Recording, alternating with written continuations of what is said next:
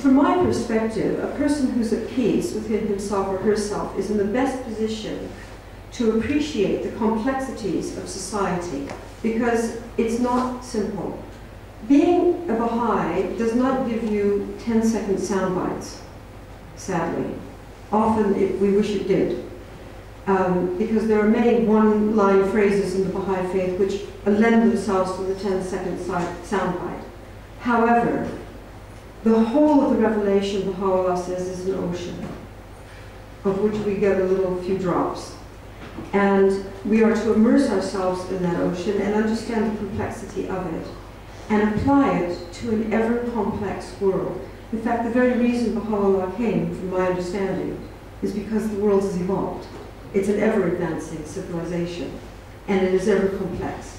Not just physically and technologically complex, but socially complex and spiritually complex, and we are able to understand its greater levels of complexity. And therefore, it's extremely important that we don't fall in, as Baha'is or others, fall into the idea that somehow a one-liner from the Baha'i faith is going to solve all problems. It just isn't. These are rich concepts intended for at least 1,000 years, possibly longer, and they deserve not only our study and deep appreciation, but also to look at them as Baha'u'llah, I think, wishes us to, which is with that discerning eye, searching into all things. And if we do that, then I think we're in a better place to deal with the complexities of life and to be able to move our civilization forward.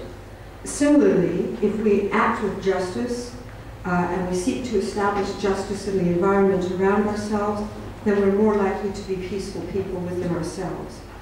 And that link between justice and peace is confirmed by Abdu'l-Baha. Possibly. Let's see.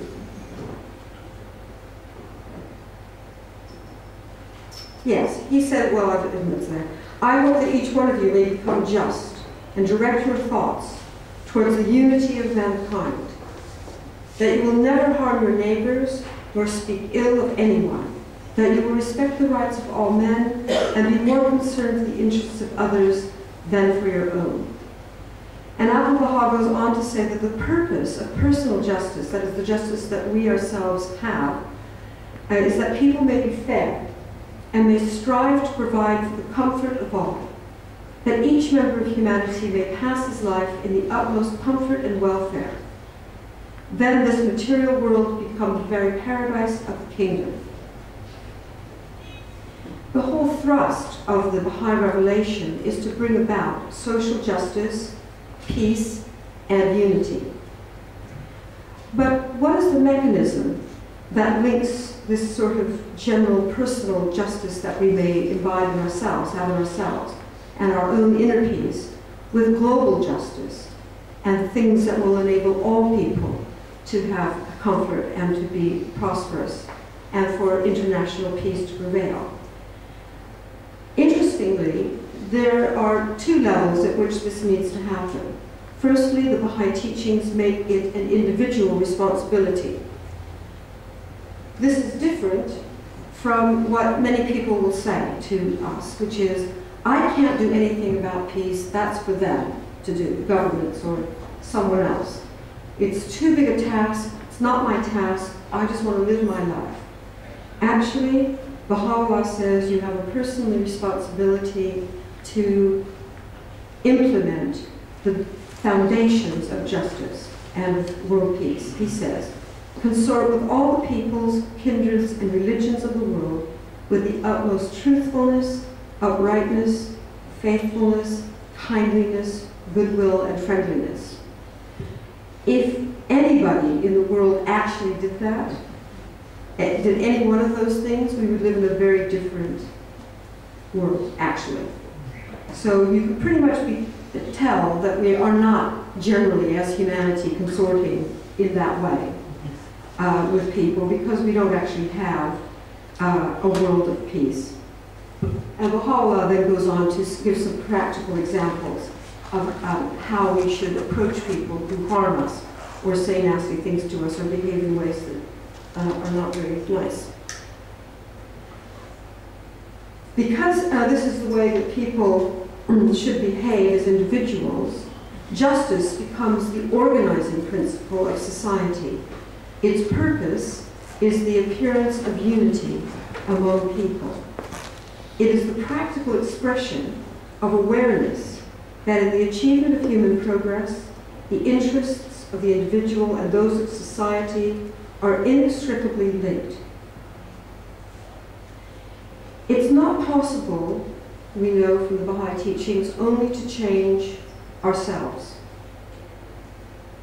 and hope that we'll have a better world. We also have to change the institutions around us and the environment around us. Both our own inside and the outside in which we live need to be changed if we are to live in a just, peaceful, united, prosperous world.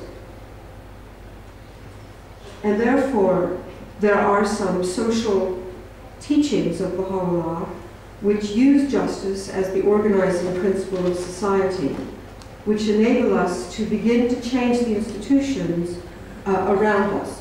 I'm going to skip one or two slides here. Just ignore that. It's the purpose of the new teacher from God, that is Baha'u'llah, to renew the age-old spiritual teachings and to give them an application in the new social environment in which he appears. In the case of justice, the social application in the present day of the age-old spiritual principle is most distinctive. How community justice was applied in a time when nations of people, for example, wandered in the desert without law or judges or magistrates, without permanent jails or even well-developed cities, was very different from the kinds of justice that we need today in our more complex societies. If you think back to Deuteronomy 19:21, the kind of justice that was appropriate at that time, we're talking nearly 6,000 years ago, was that life for life, eye for eye, tooth for tooth, hand for hand, foot for foot. Very useful when you have no other form of justice, and made a lot of sense when battle was hand to hand, when crime was one person on one person, when you were stealing something, you stole it from somebody who lived right next door to you, or one individual or one family. And there were really very few gray areas. And we didn't have anything like the Rehabilitation of Offenders Act, which we have in Britain, right? But now, our enemies are actually unknown to us. They're usually at a great distance, and in any case, you can click a mouse and kill them. Crimes are very often not crimes of violence, but are more subtle, nuanced crimes of power, money, influence, political corruption, control of a drugs empire, trafficking. It's a question of state-on-state aggression rather than individual aggression. Even identifying crimes in this age is actually quite challenging. And then deciding who the perpetrator is. Who is the perpetrator of a crime of trafficking, for example? Very difficult to know who the victims are in those things as well, in those kinds of crimes as well. And trying to find a just solution to these complex issues, you simply can't cut off somebody's hand if you don't actually know that they've committed a crime. The idea that you can just chop off their head, for example, which was very popular in Britain in the 15th century as a way of solving every political difficulty. Off with their head, that was the answer to everything. It did restore social justice for a little while, but it's not really going to create just communities from diverse peoples and cultures that we have today. So as a society develops and modernizes and globalizes, the standards of justice also need to do that. And right now, the world is engaged in a struggle to emancipate itself from practices, attitudes, and behaviors which were developed in an earlier period of humanity's maturity, when its social relations were dramatically different from today.